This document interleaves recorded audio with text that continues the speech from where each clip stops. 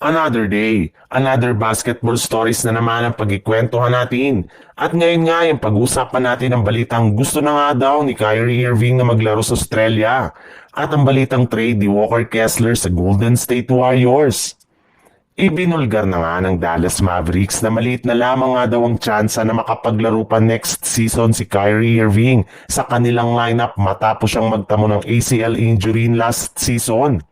Sa ngayon nga, bagamat man nga maayos na itong nakakapaglakad, matapos ang ilang buwan mula ng operahan, ang kanyang tuhod ay nasa recovery stage pa rin nga siya. Kaya ngayon na limitado ang galaw ni Irving ngayong off-season ay pinagkakaabalahan muna nito ang ibang mga bagay kagaya na lang ng panonood ng kanyang mga highlights sa internet. Nag-guest rin naman nga ito sa ilang mga podcast kung saan pinag-uusapan nga ito ng ilang issue at bagay patungkol sa kanya. At isa nga dyan ay ang ibinulgar nito na desidido at seryoso nga daw siya sa pag-request sa FIBA na makapaglaro sa kupunan ng Australia. Sa katunayan, as of now nga, ay inaasikaso nga daw niya ang ilang mga paperworks para maisakatuparan nito at para makahabol pa siya sa team sa darating na 2028 Olympics. Sa ibang balita naman, bagamat man nga may mga team na gusto makuha sa isang trade si Jonathan Kuminga, ay pinipigilan pa rin naman nga ito ng mismong front office ng Warriors.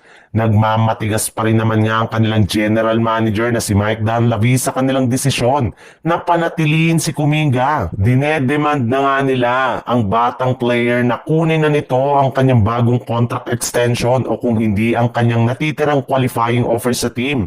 Subalit dahil nga sobrang natatagalan ang transaksyon ng Golden State Warriors kay Kuminga ay naaapektuhan na rin naman nga nito ang iba nilang mga malalaking plano ngayong off-season. Kaya kailangan na nga ito lang na madaliin sa pamamagitan ng inilabas na isang trade. At isa nga sa mga team na posible nito ditong kausapin ay ang Utah Jazz na meron mga player na available ngayon sa trade. Kagaya na lang ng big man na si Walker Kessler na matagal na target na makuha ng Golden State Warriors sa isang trade.